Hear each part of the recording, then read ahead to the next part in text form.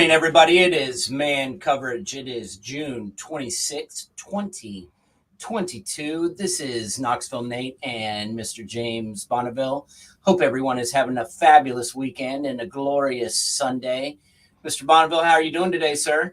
And it better be a crime. I'm up the North Shore right now. I look out to my left and I see Lake Superior. It's just beautiful as all get out up here. So looks like you're in a very rustic cabin with the awesome. background. I love it. It's good. I'm glad you're getting a little R&R. It's well deserved.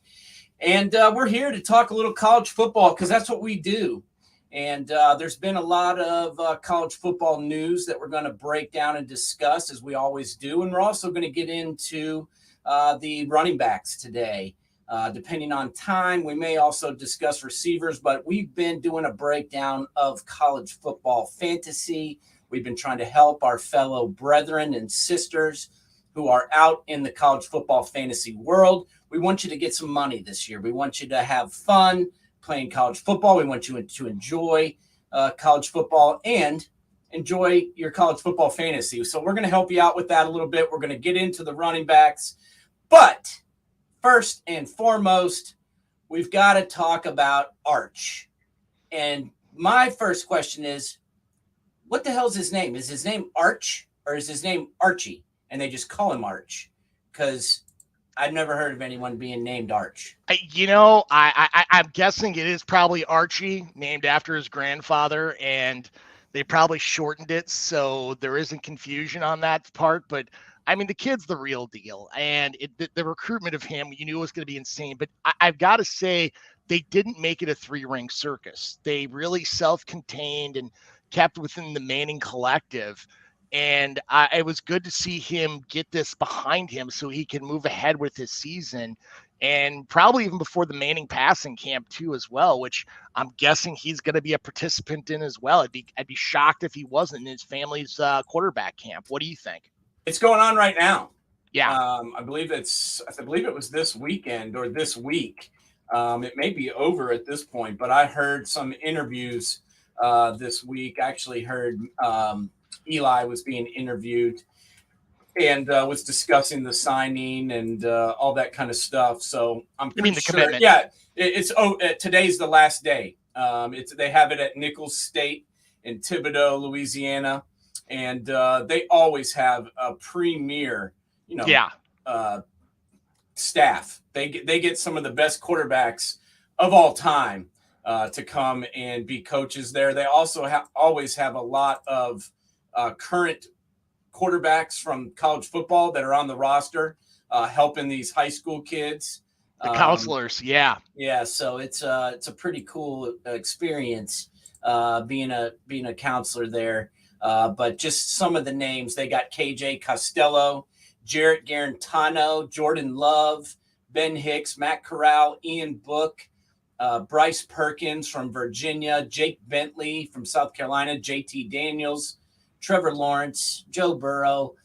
They've had some of the greatest quarterbacks of all time from college be there, and it's they're doing that again this year, so good for them. But what we want to break down is Arch. Why Texas, James? Is it the money? I mean, the Manning family doesn't really need cash, so why did he choose Texas? I understand why he didn't choose Ole Miss. His dad, his uncle, both went there, made a name for themselves. Oh yeah, he doesn't want to do that. He didn't choose Tennessee. His other uncle went there, so I kind of understand not going to those two schools. But why go to a school that was 5-7 last year and got beat by Kansas? I think it's the style of the offense and what Sarkisian can do in that style. I mean, honestly, you look at the recruiting class they had coming this year as freshmen was probably one of the best offensive line classes you can find. And now you've created that strong foundation. And he doesn't have to come in right away and be the savior. Quinn Ewers is going to be there. So he can sit there for a year, hold the clipboard, and watch what's going on and really help develop his game to that next level, completely understand the playbook at a much greater rate, and come in really running into that 2024 season. You think he's going to sit there and not play? I mean, these kids all want to play right away. You're right, but you got to remember, this is the Manning family, and they do things a little differently. I understand that, but Peyton didn't sit. He started as a freshman. Not right away. I understand. I was here. I remember everything. I lived here, and I went to all the games, and it was Jerry Colquitt's turn. Jerry Colquitt had waited 3 years to be the starter, sitting behind Heath Schuler and waiting for his chance. Jerry was a really nice guy. I used to actually work out with Jerry Colquitt at Charlie Patrone's Speed and Strength. And Jerry was an awesome athlete and looked to be a really good college quarterback. And in game 1 in Los Angeles versus UCLA, Jerry's scrambling, plants his leg, and rips every ligament in his knee. And that was the end of Jerry Colquitt, unfortunately. And that led the way for Peyton Manning getting to play as a freshman. And honestly, he didn't go in first. First, it was Todd Helton, who baseball fans may remember as one of the greatest first basemen in the National League of all time. He was also a really good quarterback and was an All-American in high school at baseball and football. And he goes in first and plays a little bit. He gets nicked up. And then they go to Brandon Stewart, who no one probably remembers except me and you, because that's what we do. Stewart, but he was actually a higher rated recruit, or one, right there with Peyton, and he started first before him, and him and Peyton were kind of going back and forth. But after Jerry proved to be gone for the season, and Helton was a little bit dinged, Helton started the next game, I believe, but then it was turned over to Brandon and Peyton, and so they battled it out. But he did get to start halfway through. Even a little bit before halfway through his freshman year, and the rest is history. I'm trying to remember if Eli started as a freshman at Ole Miss. He didn't at first. Yeah, I think by the end of his freshman year he did, but at first he did not. But I mean, the one commonality you saw between Peyton and Eli was a former head coach at Duke University and David Cutcliffe. And call me crazy, but I wouldn't be surprised if a certain former head coach wasn't consulted on where to send Arch at that next level, and they would have probably endorsed, Sarkisian. Because, I mean, you look at it from an offensive strategy standpoint, I mean, going to Georgia just didn't make a lot of sense. That offense is not dynamic in any stretch of the imagination. They have to make some serious changes if they want to do it. They're running a very traditional 1990s, 1980s style of Big Ten football. And if you're a quarterback, it doesn't really benefit you to go there. Now, Alabama is a different story. But you look at Texas in how all gas, no brakes, and how they want to sling the ball around. It just seemed like a logical fit in the long run for him to go there. I could completely understand, though, why not going to Ole Miss? Heck, why not going to LSU? I mean, you don't know what you're going to get in the Brian Kelly offense in Baton Rouge. So it seems like a logical fit for him to end up there, and we'll see how it goes. I mean, granted, he still has to sign yet, but I'd be hard-pressed to see him not sign. Yeah, I don't think he's going to. I think if he's making a commitment, he will actually honor his commitment, unlike a lot of guys these days. But, I'm still kind of confused with the Texas choice. I'm not as sold as a lot of people on Coach Sarkisian. I watched Coach Sarkisian take over at USC, and he didn't impress me. I got to be honest. You're right. I wasn't impressed, and he got bounced. After his third year? Yeah. I believe he was bounced out of there. And I know they've recycled him here in Texas, and they've produced a lot of hoopla around Coach Sarkisian. But let's be honest, the guy's got a shaky past. And he was dealing with his own personal demons. I won't deny that one bit. And I've got no problem with that. No one's perfect. And absolutely. Heck, I certainly have had my problems in the past, so I'm not going to judge the guy for that. But my question is, what's it going to be like this year if they lose 2 or 3 games in the beginning of the season? Does this guy crumble? That's the one thing I wonder. What is Texas going to look like in this new NIL environment? Because you just made the boosters that much more powerful. And how much does the coach really have an influence on this team? Now, you look at a player like Arch Manning. There are those that believe that, the family's got money, but does he have money? I still say this was not money-driven decision. This was a purely football-driven decision on that. So, I mean, we will see. I mean, the jury's still out. Can Texas make that next jump? I don't know. I mean, you especially look at when they're going to go to the SEC. Right. That's why I'm not so sure it wasn't money driven. I mean, let's remember here, this is Cooper's son. And don't get me wrong, Cooper's got a ton of cash. He's worked for some venture capital firms, some investment relations companies. The guy's made a ton of cash over his business career. So kudos to him. But, you know, it's not like they've got $200-300 million like his brother. So this may have been Arch wanting to get paid. I mean, I think money had something to do with it. If money had nothing to do with it, hell, he could have gone to Hawaii. He could have gone to TCU, wherever. But I think money may have played a small role in this because the rules are different now. You can get paid. And, you know, these guys are fighting for contracts and fighting for NIL money. And you can't tell me that Arch doesn't want a piece of that. I think he does. And he understands how it works. And let's be honest, right now, Texas and Texas A&M are leading the charge in paying their guys. Yeah. And I think that's understood. I think the money's only going to increase once they get to the SEC. And that's going to be while Arch is there. And then what happens, you know, what if Ewers still wants to hang around? What if he, you know, has a subpar year this year?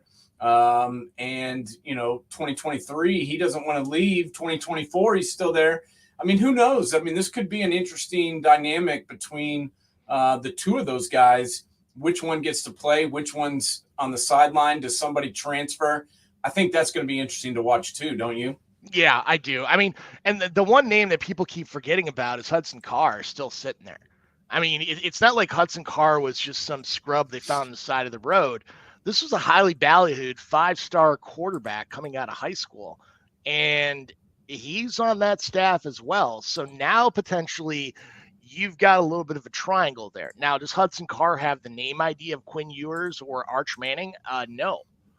But we've seen coaches do this before where they'll take somebody else over them. So, I mean, Grant, we are living in the new NIL world. I don't know what the heck that looks like ourselves. So we will see. Yeah, I don't either. And that's going to be interesting. But I do think the decision was interesting. I mean, let's be honest. A&M had the number one class in the country in 2022. And now coming up on 2023, you know, we're looking at Texas being right up there now, having the number one class there. So, you know, I believe if you look at the rankings, Notre Dame is still ranked number one. I'm trying to see. Texas only has 9 commits at this point, but Arch is going to bolster that quite a bit. Yeah. A&M will be up there. You know, the rankings right at this point really mean nothing because no one's signed anything. No one's made a final push yet. But you have to be interested and paying attention if you're a college football fan at all with what's happened in Columbus the past few weeks. Well, you look at Texas Tech, they're ranked 6th right now, and they got 21 commitments. I mean, you have 3 4-stars and 16 3-stars. Do you really think they're going to end the day at 6? No, they're not. Northwestern's at 9. They got 2 4-stars and 18 3-stars. Both those are going to drop back. It's just they have so many more commits that's allowing them to be higher. You got to play the long game on this one, and seeing the rankings, I think, will make a lot more sense when we get to November, December, and see where things land then. Yeah, there's no doubt about that. But I do think it was very interesting, what happened this week with the wide receiver population. Yeah, heading to Columbus. I mean, it's pretty unbelievable what Brian Hartline has done. Oh, completely. This guy is just absolutely killing it. And I'm not just saying that because I'm a Buckeye fan. Obviously, I am. I never try and hide that. I bleed scarlet and gray. Everyone knows this. But what an amazing job this guy is doing recruiting wide receivers. I mean. And they're not scared to all go to the same school. In 2 weeks' time, he brings in Brandon Innes out of American Heritage High School in Fort Lauderdale, Florida. This kid is the number 2 wide receiver in the country, 5-star commit, 6 foot 190. He also signs Carnell Tate, who is the number 3 wide receiver in the country, 6'2", 185 from Bradenton, where our boy Brandon Witten is from. And then 3 days later, he signs Noah Rogers, who is the number 9 wide receiver in the country, 6'2", 180 out of Rollsville, North Carolina, and gets all 3 of those guys at the same time. And, then it was reported that the wide receiver Bellamy, wide receiver coach from that team up north, texts Bryson Rogers and says, "Hey, what up?" And Bryson Rogers doesn't reply. So Bellamy texts him again. And then Bryson replies back, "Go Bucks," and then screenshots the conversation and puts it on Twitter, reaffirming his commitment to the Buckeyes. So it sounds like Bryson Rogers isn't scared away by a little competition, and it looks like the Buckeye tradition at wide receivers is going to continue. What's going on up there? How are they able to land 3 of the top, what is it? I don't want to lie here. I want to keep 3 of the top 9 wide receivers in the country all going to the same school. How is that even possible, James? When you can throw that many guys in the first round, I mean, even guys that end up transferring from your school because of playing time still go in the first round, you have an interesting story to tell overall. And I'm wondering what Hartline's next move is, because, I think deep down he wants to be a head coach, and you look at the way he can recruit. Why not try to go for a MAC school? Yeah, no, I mean, he can recruit, and he could be the CEO type, kind of like a PJ Fleck, where he brings the X's and O's guys in to be the O and DCs, and he could just handle recruiting. And I mean, you look at the recruiting PJ Fleck did at Western Michigan. I mean, it was crazy. I mean, there's no way a MAC school should have a top 25 ranking, and they did under his realm. So, no, I mean, it's a good question to bring up, because this guy is now ranked the number 1 recruiter in all of college football. He's getting it done, both recruiting and development. I mean, it's not like he's just bringing in these guys and then, he's just sitting back and watching. I mean, think about Chris Olave. This guy wasn't being recruited heavily at all. He was injured his entire junior season. Didn't have many offers. They went out. The story is that Ryan Day and Urban Meyer went out to watch their quarterback, and instantly were like, "Look at this kid. This kid is unbelievable." And they signed Olave and then developed him into one of the best wide receivers in the country and a top 12 pick. Now he's going to be starting for the New Orleans Saints. So it's not like they're just going out and picking the best players and then letting them roll. They're also developing talent, and it's pretty amazing what they've done. So we'll see what happens. We'll see if Bryson Rogers keeps that commitment, and they have 4 of the top 50 wide receivers. They now have 3 of the top 9, and that's pretty impressive. And talking about their offensive counterparts, we are going to today discuss the running backs in college football. We're going to talk a little bit about who you need to pick up if you are playing fantasy football, who is going to have the most production in the season from the running back position, who did the best last year. James, talk to us a little bit about who are the guys that if you are picking high, and let's say you don't want a quarterback or you're picking later in the first round, who do you want to target at the running back position? Well, you heard me talk about this in last week's show. I'm going Braylon Allen, number 1. I mean, you look at the numbers this kid produced for barely starting any games last year, and he still put up mammoth yards on a Wisconsin offensive line, which we all know that they come back with a lot returning, and their offensive line is built the road grade. I am a big fan of this kid. I think he is incredible talent, and I have him going 1 because he's going to get a lot of carries. I mean, remember, if you watched any Wisconsin football last year and the sound was on, you'd have heard he is 17 years old. He should have been a high school senior last year. He is now 18. He reclassified, correct? He reclassified out of Fond du Lac High School. He's 6'2", 238. This is a big kid who runs strong. If you want comps on this kid, Eddie George is the guy I keep going back to time and time and time again during his time at Ohio State. I mean, you look at his numbers last year. 186 carries, 1,286 yards with a 6.8 average with 12 touchdowns. 12 touchdowns. I mean, he was on a tear last year. It was like, I mean, outside the game against Minnesota, where he pretty much got hit in the backfield every time they turned around, he was running roughshod over teams left and right.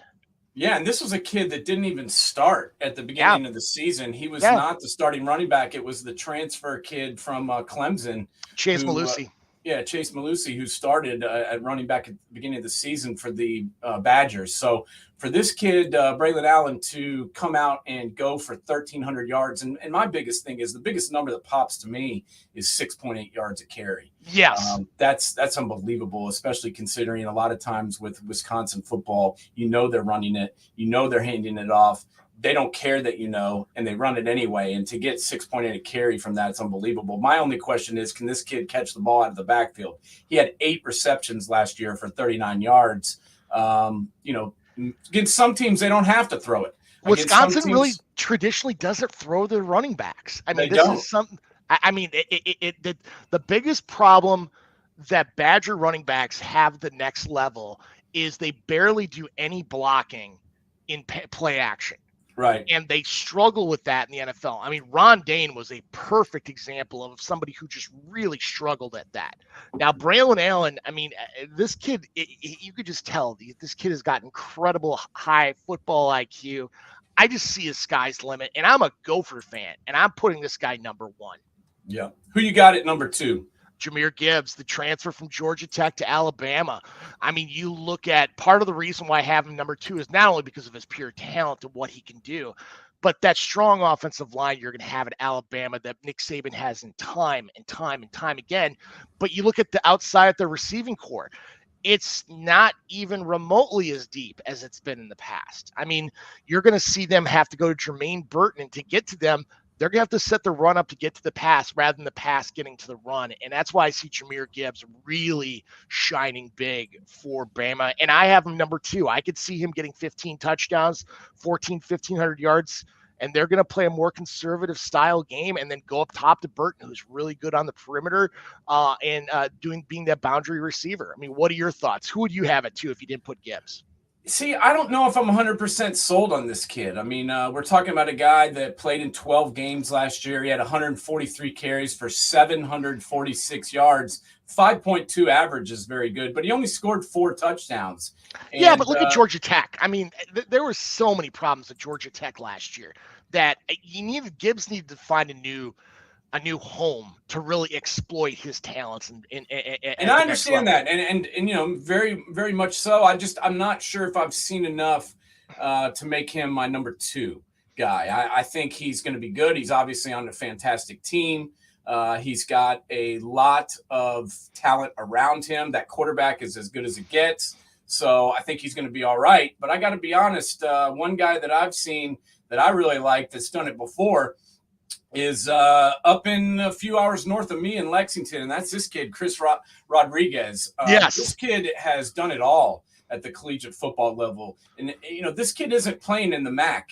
This kid is playing in the SEC down here in the Southeastern Conference, and it doesn't seem to matter to him. He can run over anybody. He's played against the best defenses in the country, and he just keeps on trucking. And I'm a big fan of this kid, and I've seen him in person. I've seen him live in effect. And, a lot of times, like we were talking about with Wisconsin, they knew that they were handing this kid the ball, and it didn't matter. Last year, 2021 was his best year. He ran it 225 times for 1,378 yards.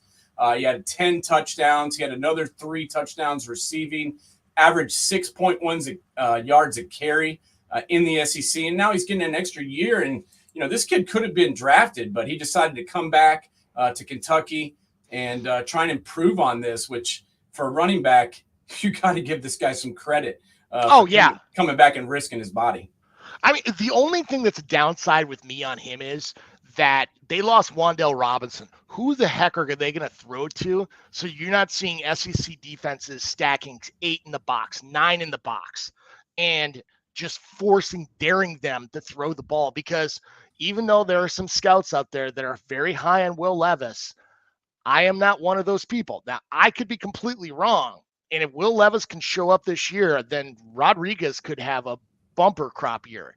If they can keep 6 and 7 guys in the box, Rodriguez could really go nuts. But if they have to stack it, he'll be in trouble quickly. Well, they did get Bijan Robinson, a transfer from Virginia Tech. Is he as good as Wan'Dale Robinson? I don't know. But there are some people that are pretty high on him. And like you said, there's a lot of people high on their quarterback. And Will Levis looked good at times. He put up some big numbers at times, but they lost a couple guys on the offensive line. That concerns me a little bit. Yes. And then the passing game too. I mean, they've got DeMarcus Harris, who's a redshirt junior. They've got Javon Baker back. They've got some talented freshmen in the mix, but yeah, they're going to have to be able to throw the football to open things up for Rodriguez. Who else you got that is right there at the top of the pack? Well, obviously we got Deuce Vaughn, Bijan Robinson, and Travion Henderson, and there's probably some people saying, why not Robinson and Henderson at the top of the pile? I still think they're wonderful talents. I just think you're going to see Texas and Ohio State throw the ball more, and they're not going to get nearly the production. Now, at the next level, would I take them over a Gibbs and Allen or a Vaughn? Probably.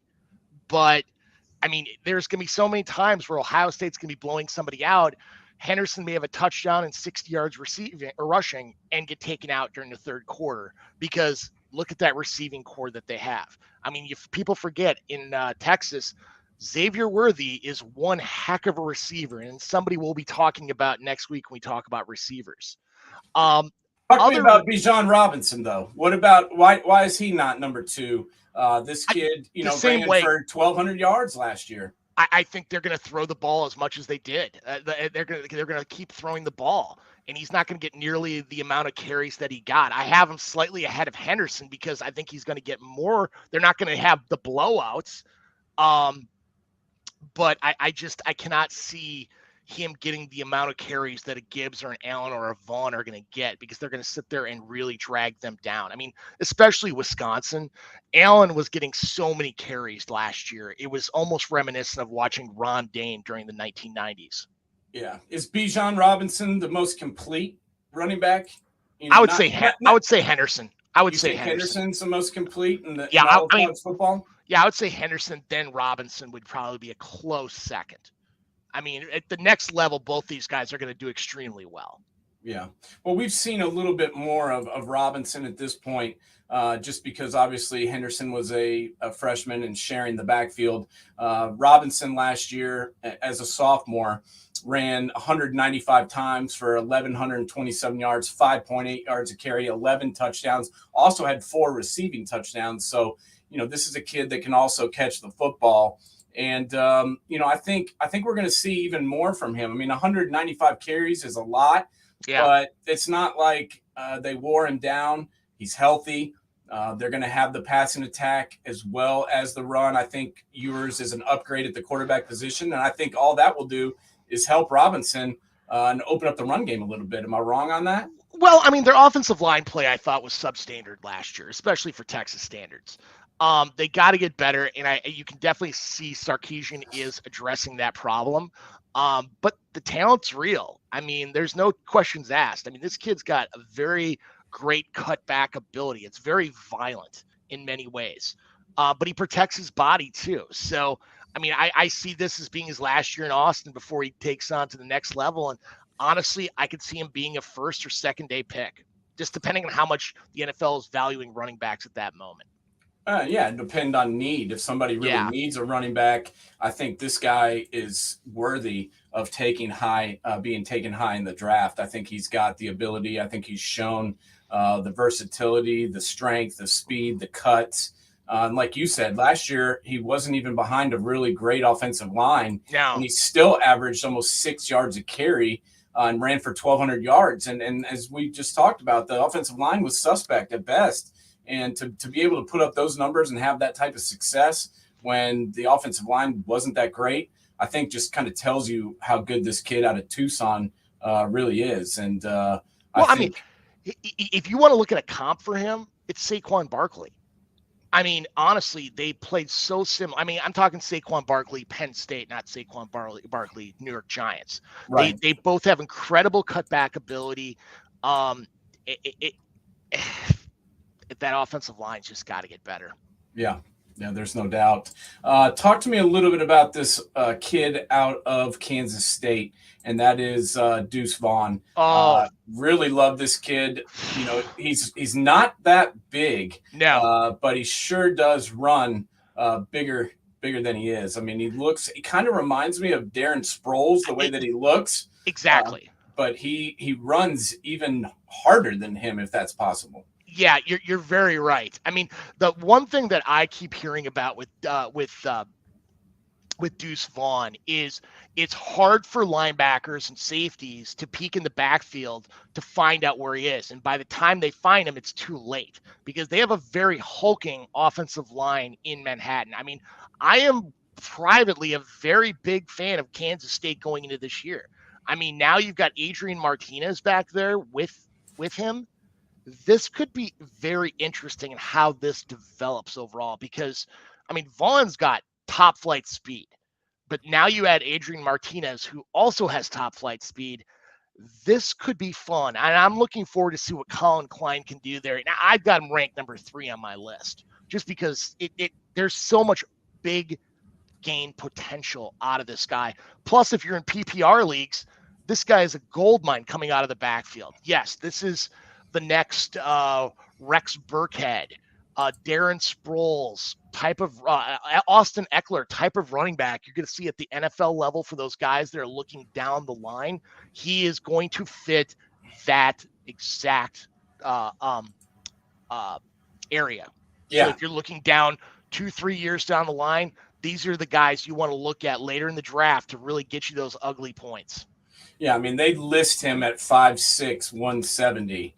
I've heard 5'6" is generous. I've heard it's more like 5'5". Yeah, I mean, if he's 5'6", I'm 6'3". So yeah, I'm not sure about that. But, man, I love watching him play. And those kids, I really respect those kind of kids that are just, you know, they don't have D1 size, Power 5 football size, but you would never know it by watching him play. I mean, he runs hard. You saw him just carry that guy for 3 or 4 yards. And this is in a Big 12 football game. And, you know, he's still young, too, is the thing. I mean, he's only going to be a junior, a true junior. Last year as a sophomore, he ran the ball 235 times for 1,400 yards, 6.0 average, 18 touchdowns, and he had 50 catches for 468 yards and 9.6 a catch and 4 touchdowns receiving. So, you know, this kid has an unbelievable ability, both running and catching. He's already got almost 3,000 scrimmage yards just in his first 2 years playing for Kansas State. And, you know, this Kansas State team, I think, will be improved. And they were a good team last year. I mean, I think they finished 8-4, and I think they've made some upgrades across the board. How far can Kansas State go this year if Adrian Martinez, you know, lives up to his potential? I think the Big 12 title game. Wow. I truly believe they've got that type of potential to take that big a jump. I mean, you look at it overall, I mean, people are going to go in right away and say Oklahoma or Texas because it's the traditional thing to do. Or they'll bring up Baylor. But Baylor loses a lot from last year. Yeah, both running backs. They lost their starting quarterback that finished the season. They lost tons of guys on defense, including both safeties, several defensive linemen, and their best linebacker. Baylor, to me, is going to probably take a step back, even though I know Rando's proven to be a stellar coach.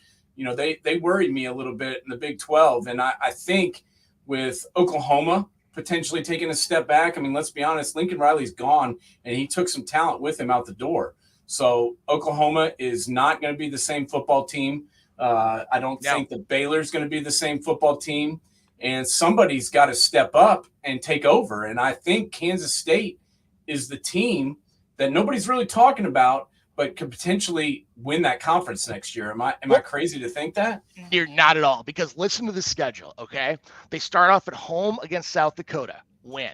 Home against Missouri. Guess what? Missouri's defense still sucks. And their quarterback's gone. Yep. Then they play home against Tulane. Willie Fritz has got a solid program, but I'm still going to take the Wildcats.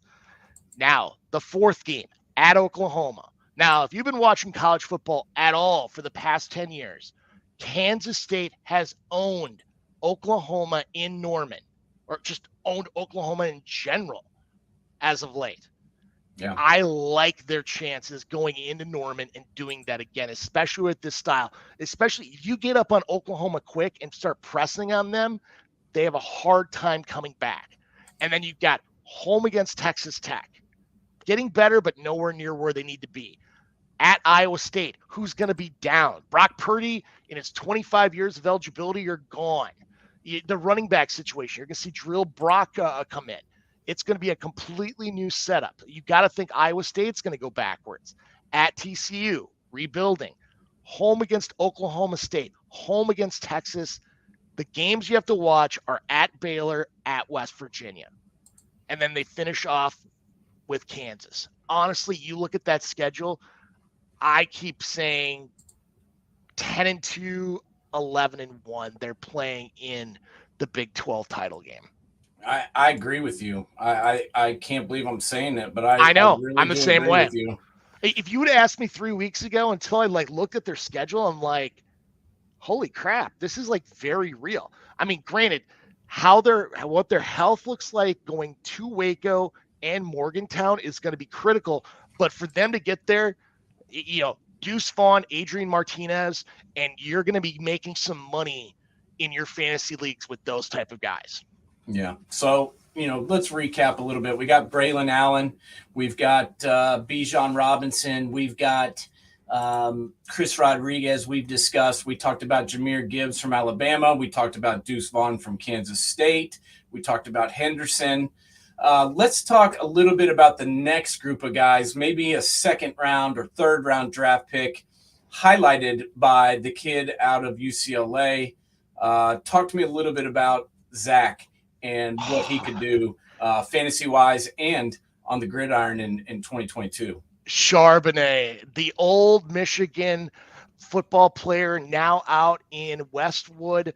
I absolutely love Zach Charbonnet. Now, everybody sits there and thinks of a Chip Kelly offense as being very dynamic, but the run is the biggest part of Chip Kelly's offense, and I think Charbonnet really fits. I mean, that offensive line looked light years better, and the only reason UCLA didn't take a bigger step was their defense. Their offense was right there, and Charbonnet with DTR back at quarterback is going to be an absolute gold mine in a Pac-12 that, not going to lie, is kind of weak overall on defensively. And I think you just see big upside with him. Another kid who I think has not lived up to the billing, but has transferred to Ole Miss, is Zack Evans. Now, Zack Evans has committed to just about everywhere. He was committed here for a while in Knoxville. Yeah, Tennessee, Georgia, I mean, everywhere. Played for TCU. Now he's at Ole Miss. And you look at if you go back and watch his film from high school, especially the Army All-American game, this kid has got a huge upside. And in that kind of dynamic offense with those big of holes, gaps that could be created, a Zack Evans type of player could really run gangbusters, especially if you're in a PPR league, because that kid can catch.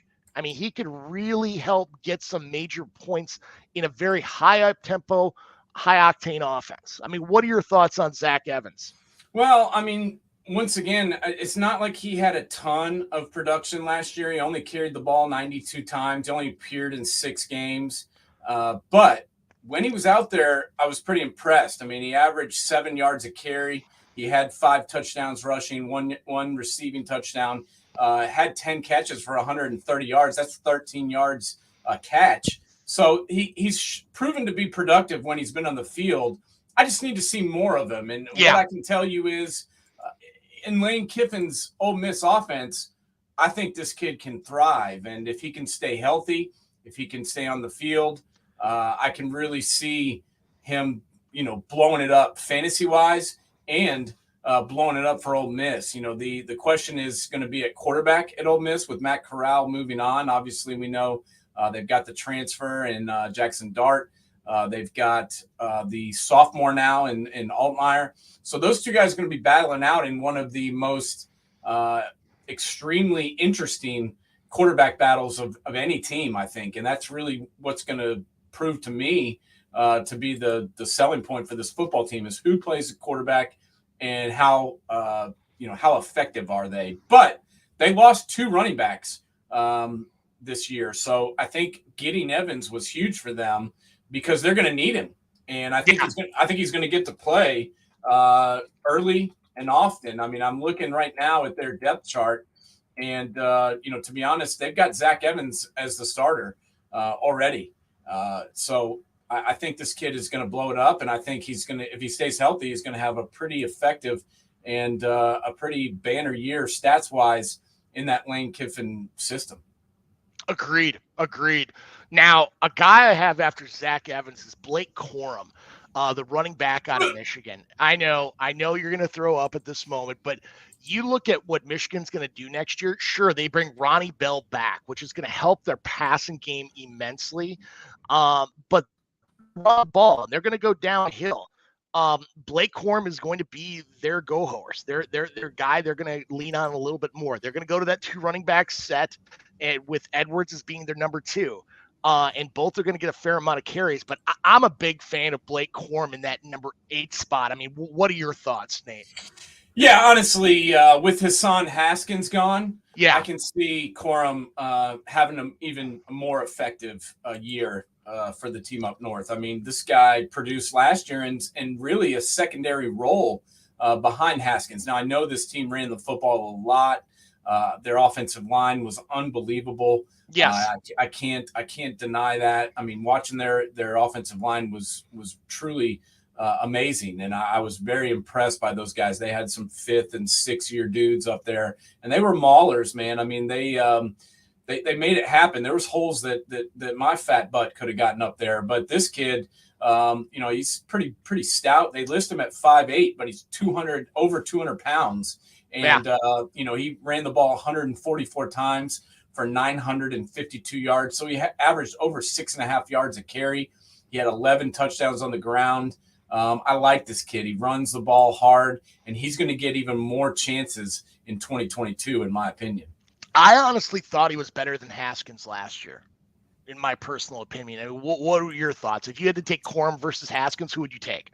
Well, I don't know. I mean, I was pretty impressed with Haskins. I hate saying it because I hate that team, but, I mean, he was their workhorse. I mean, he ran the ball 270 times last year for almost 1,400 yards at 5 yards a carry. And that kid could find the end zone. I mean, he had 20 touchdowns rushing.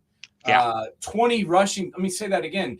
20 touchdowns rushing for Hassan Haskins. And that was pretty impressive. And, the Titans obviously thought so too, because they brought him in down here in Tennessee, and he's going to be backing up Derrick Henry. So I think he's going to get on the field a little bit, especially at the beginning of the season when, Henry's still battling back from that injury. Haskins is going to get to play some. And I think he proved last year that he can get it done. I mean, he's 6'1", 220. He's kind of reminds me a little bit of Derrick Henry with his body style.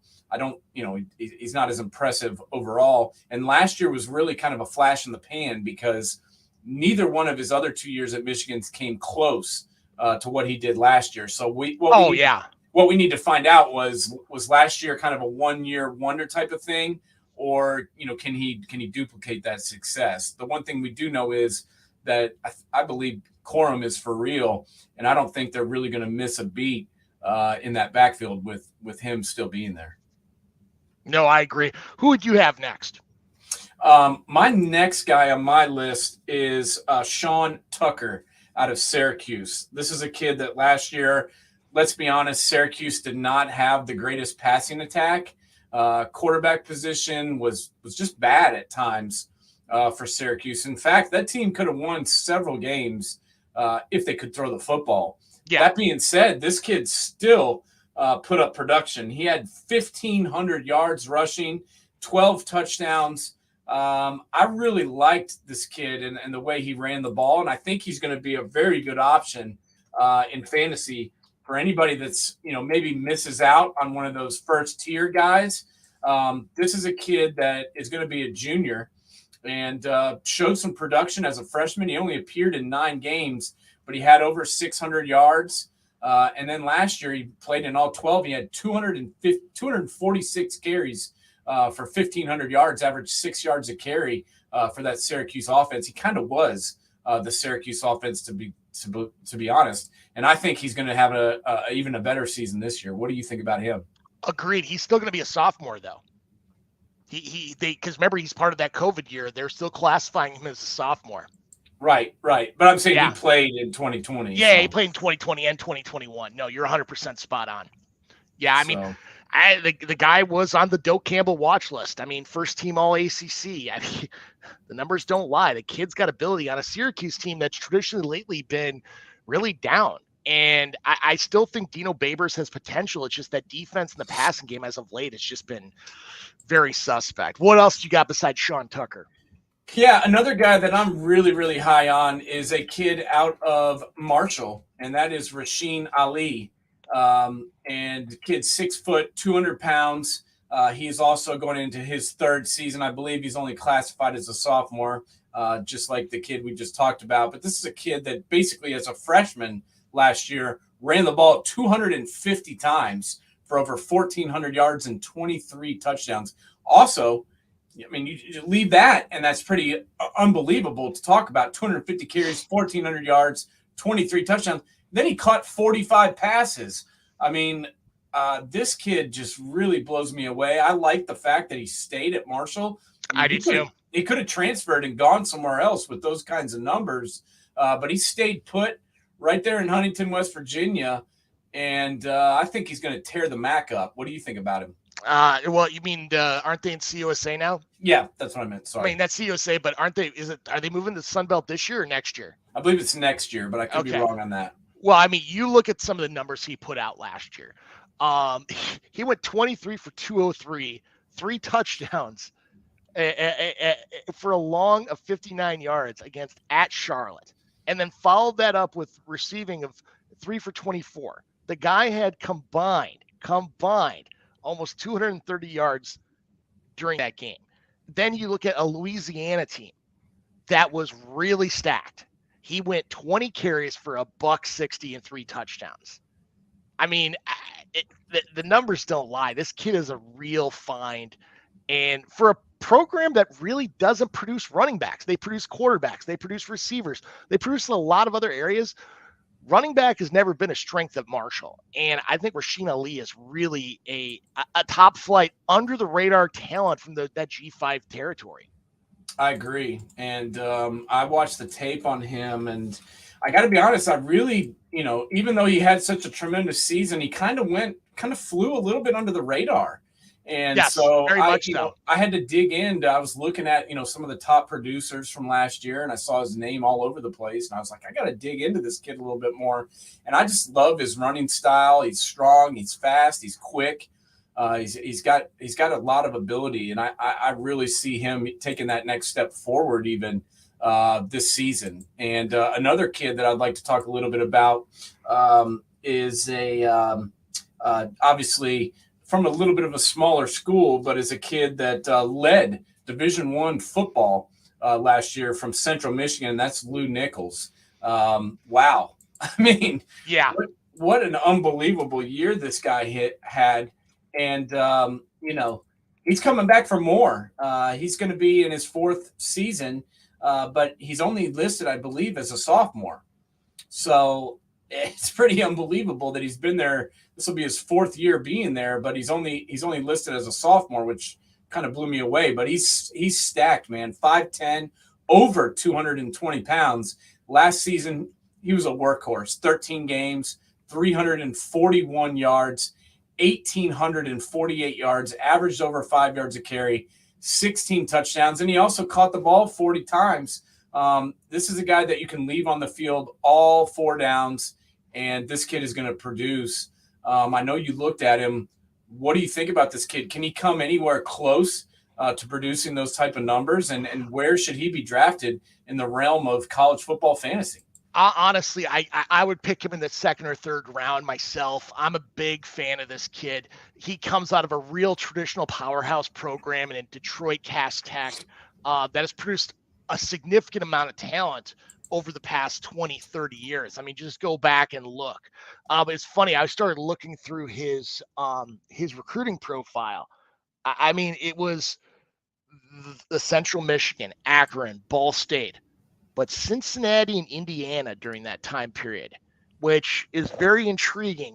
Why didn't he look at a Central Michigan or a Cincinnati or Indiana during that, unless they were maybe secondary scholarship offers because they were waiting for somebody else? But real talent, great find. I'm seeing in that 2nd or 3rd round area. My only concern is just overuse since he had 341 carries.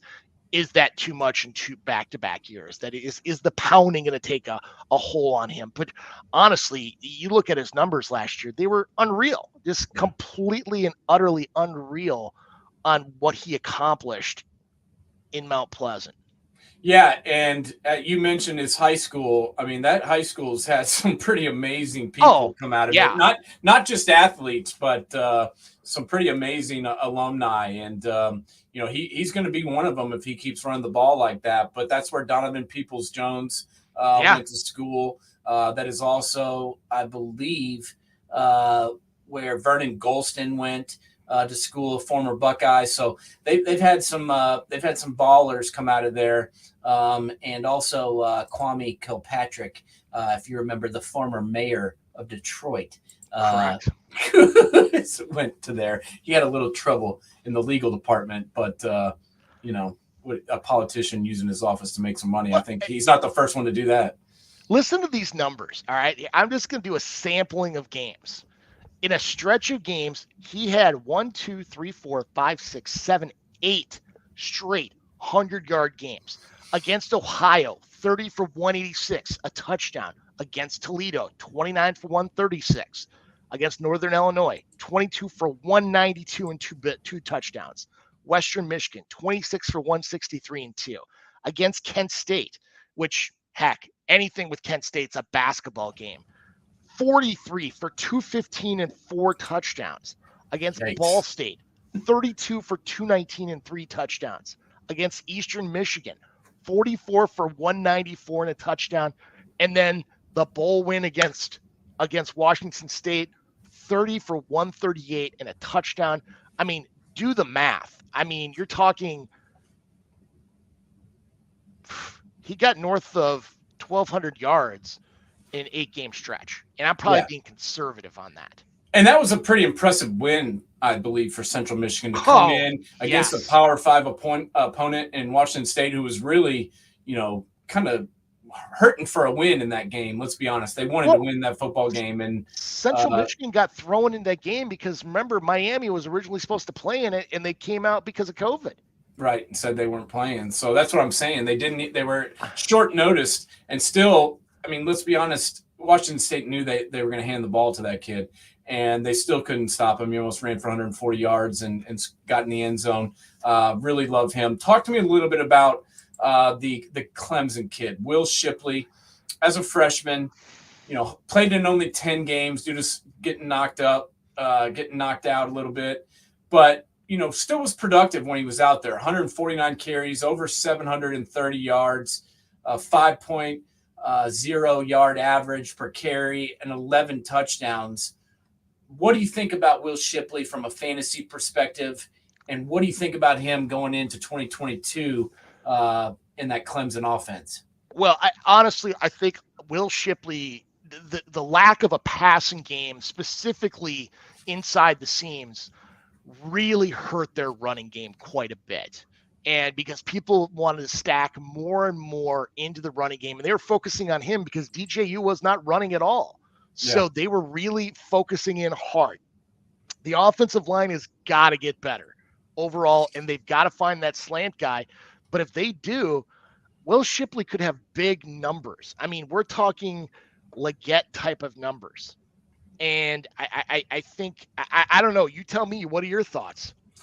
Yeah, I mean, I saw some things that I liked out of him, but I mean, the big thing was the passing game was just brutal last year. Yeah, it was awful. It I was mean, I know DJU took all the blame, and I get it. He's the quarterback, but we saw him the year before come in, especially in that Notre Dame game, and just light it up. And I believe it was the Boston College game that he played as well, where he really made a believer out of me, where I was like, whoa, this kid is going to take over from Trevor Lawrence, and we're not going to see that much of a drop off in production and talent level. And then, wow, was I wrong based on what happened? But I really am not going to blame him completely for that, because I felt like the receiving core was not as good as me and you have talked about off the air quite a bit. They didn't have that slot guy that they've had. They didn't have Amari Rogers. They didn't have Hunter Renfro. Those two guys were there for a combined almost 8 years, solidifying that slot role and being a emergency valve for whoever was playing quarterback. So with those two guys being gone, I think affected them, and not having their replacement there. But Clemson's full of talent, and I think if they can get it right with the offensive line, if they can get the right guys on the field healthy at the same time from the receiver position, I think Shipley can have a big year, and I think that DJ Ukulele can bounce back. And I do too. And I think he'll be the starter at the beginning of the season. I really do. Honestly, I think it's completely a confidence issue with DJU. I mean, that Georgia game did not help matters one bit, because he was getting hit as soon as he got the ball, and I think that affected him long term. Yeah, I agree. I mean, I remember. I mean, that was a throwback game. I mean, what was the final, 10-7? Yeah. And I remember that game, and that's where you really could see the dominance of the Georgia defense, and it took its toll on DJU. And like you said, he was getting hit. Even sometimes when he was handing the ball off, he was getting hit as he was handing it to the running back. That was crazy watching that. I mean, honestly, it was one of the hardest games to watch, because it was 10-3, and the touchdown scored was a return on an interception. Yeah, I mean, it's just. That's my point, man. I mean, it was the real deal, showing the whole entire country, what kind of defense we were looking at, and showing the kind of struggles that we we're going to see the rest of the season from that Clemson offense. But I think Shipley showed me enough where I'm a believer in him and his ability. Agreed. And I think he's gonna be okay. My question is, I didn't see this guy on your list near the beginning, but I did see him on it, and that is the kid out of Auburn, and that's Tank Bigsby. Yes. This is kind of the last year, to be honest. Auburn's offense kind of went as Tank Bigsby went. There was times where he was banged up.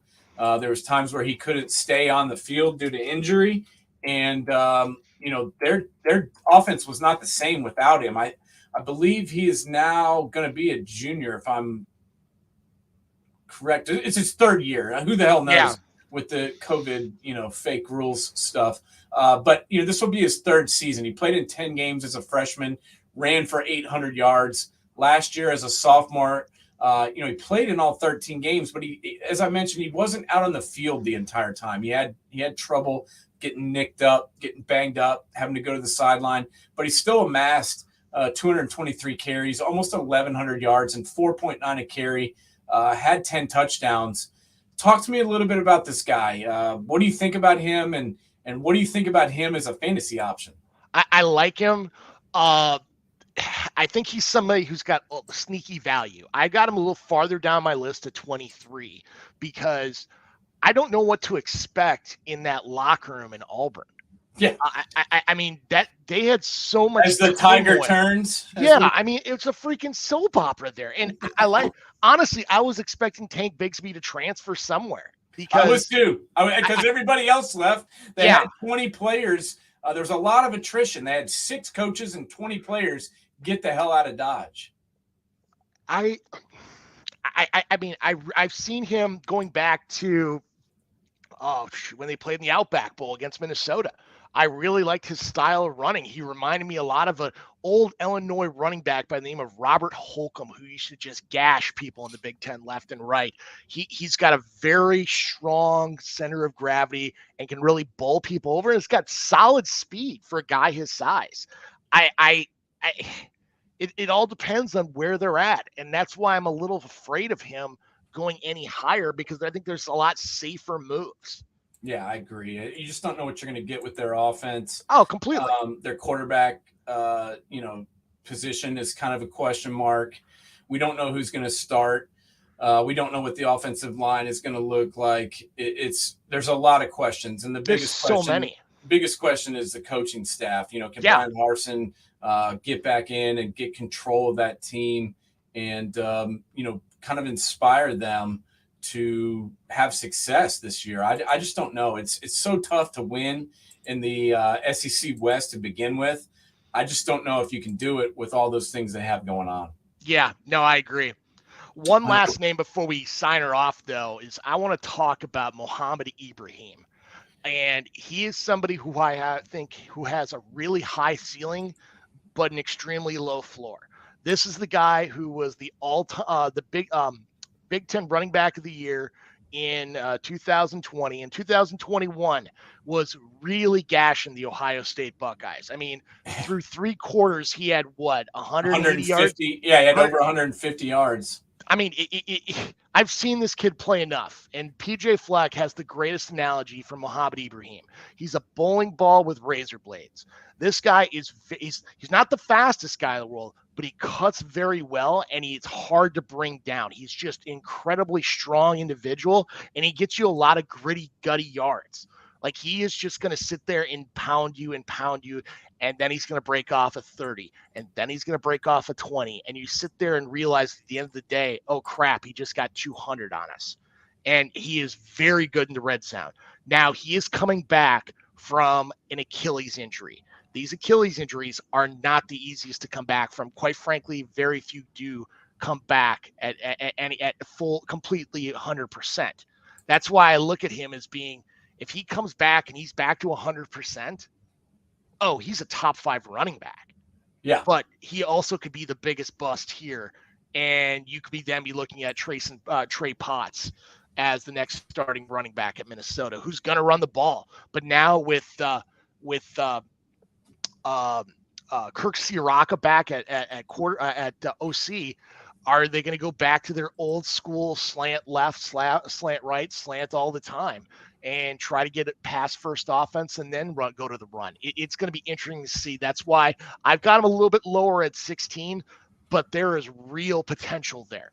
I would be looking at him probably in that 4th, 5th round area if he's available, because it already have that running back in place. So you don't have to rely on that number 1 as your number 1. I love this kid. I mean, I hated him last year in game 1 because we were getting our asses kicked with that Buckeye defense out there with this kid running the football. I mean, I got to be honest, I was terrified of him every time he touched the ball because he was breaking off 20-yard runs left and right. And then the injury happened. And to be honest, that's really the only reason that the Buckeyes won that game. Yeah, I agree. I hate saying that, but it was true. I mean, he had 30 carries for 163 yards and 2 touchdowns, and I don't think he made it past the middle of the 3rd quarter, right? When did he go down? Yeah, it was middle of late 3rd quarter. Once he got hurt, everything went sideways. Was it. He was just so – I mean, you sit there and watch him, and you're like – in the 1st quarter, you're like, you don't think he's that special. And by the end of the game, you see him so much, you're like, this kid's good. This kid's really, really good. I mean, I remember the first carry he got was against New Mexico State, and he breaks it off for 70, gets tackled at the 1, and rolls up his ankle and was out for the next 3 games. But his first carry, he runs for 70. And it was just like, wow, just blown away by this kid. He's a great running back at Our Lady of Good Counsel out in Maryland, which is a phenomenal football program that a lot of East Coast schools get. I mean, you don't see Minnesota going to Maryland to get kids, and he decided to come play for the Gophers. Yeah, that was a huge get for them. But I from a fantasy perspective, I'm kind of a wait and see with him. I'm I'm concerned. too. The offensive lines had some changes. Obviously, with the big man taking off for the NFL and being drafted by the Baltimore Ravens as far as Falele goes. And Trey Potts is a good running back in his own right. And I think that if I had to draft one of those guys to start the season, I'd probably take Potts just because he's a redshirt junior. He's coming back. He was banged out a little bit of 2021 as well. But I think, he's going to be the healthier option to begin the season. Absolutely. I mean, as you said, that tearing your Achilles, that's not like that's not like an ACL. I mean, ACL is still a serious injury, but it's one that the surgery has just really, it's gotten to the point where guys can come back in 6 months, or maybe 7 months, but depending on who it is and how bad the injury is, it's something they can come back from. The Achilles, that's still a very, very serious injury and something for a running back that I think is even harder based upon the position. Yes, 100%.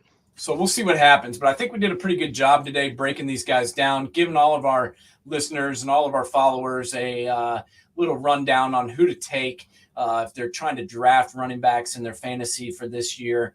And also for the fans who don't play fantasy and just watch college football and pay attention, we've given you some guys to look at and to expect greatness from, because we've seen greatness from a lot of these guys and seen a lot of stats. So we're going to come back next week. We're going to bust out the wide receiver position.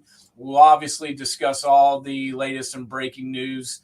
Sounds like Nebraska's lost one of their starting offensive linemen. Apparently he failed a drug test and is now ineligible for the season. I don't know what the hell drug did he have in his system. I mean, I didn't even think they cared about pot anymore. So what drug did he take? I'm kind of confused about that. Beaujolais. Chevy Chase. He was taking Beaujolais. What's that? From it's wine. It's a joke from Fletch. Oh yeah. No, I thought you were talking about the guy's name. No. Noureddin Noualili. Can you pronounce that? Because I can't. I think it's Noualili. Yeah. By the way, when we talk about wide receivers next week, yes. I don't know. Do you think Jackson Smith and Jigba's name's going to come up? I don't know. Who is that? I just have the sneaking suspicion. For those of you at home, anybody will realize our number one receiver next week will be the running back out of C-Bus. Yeah. Just go back and watch last year's Rose Bowl, and you'll understand why. Oh, and by the way, we were talking at the beginning of the show about the Buckeyes signing Noah Rogers and Carnell Tate and Brandon Ennis, and it looks like the other kid we were talking about it is going to sign with the Buckeyes, and that is Bryson Rogers. He's affirmed his commitment, and that's 4 wideouts they're going to have. We talked about it already, but Hartline's recruiting. Just think about the guys he's brought in the last few years: Jackson Smith and Jigba, Garrett Wilson, Chris Olave. I mean, the list goes on, and he just keeps adding to it. I know we're talking wide receivers next week, so we're going to have to bring up Brian Hartline and some of these kids that he's talked about. He's changing the game. I just hope he stays where he is. I know we gave him a raise this last offseason. We increased we gave him some more titles. I think he's like the co-offensive coordinator to Kevin Wilson or the passing game coordinator. I don't care. Give the guy whatever he wants. Buy him a house. I know he picked up Rogers in a Lamborghini. Buy him a Lamborghini. I don't care what you have to do. Keep this guy in Columbus. Perfect. So, all right, man. All right. Thank you for your insight, Mr. Bonneville. I hope everybody enjoyed the show, and I hope everybody knows who they're going to draft at running back now, because we certainly talked about them all. So we will see everybody next week. Man Coverage. Go on to YouTube. Subscribe to our channel. Check us out on Facebook, Twitter, wherever you are on social media. We are there as well. So check it out. James, have a great rest of your vacay, and I'll talk to you again real soon. All right, man. See you then. Peace.